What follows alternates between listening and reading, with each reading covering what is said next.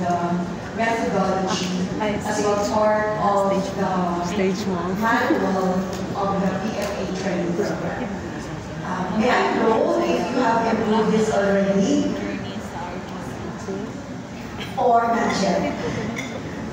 And then when you are going to intend to improve so that the other schools or other organizations may be able to utilize these PFA? That's something that these studies yung kay Ma'am Alisa kasi is either sa qualitative audit. So one of the things that was really looking at was to add a recall session for qualitative input, which luckily the National Service Reserve Board of Ateneo de Davao, parang they're interested in mo naman. So I could recall kasi hindi pa ako graduate yung mga participants. We're looking at a recall session for on January, this coming January.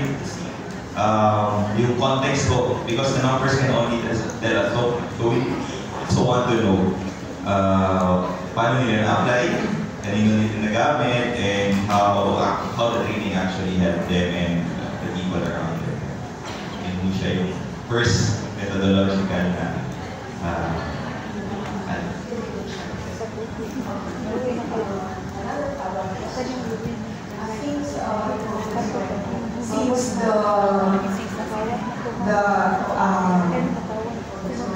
since since you already made some corrections or improvement, so it means to say that since the students who were used to be your subjects have not yet graduated, or what is the reason why you have chosen this group of students over the peer counselors who are already known to be the arm of the guidance center? For context, I'd say over the years, we would encounter people in the communities without a training in any background in psychology.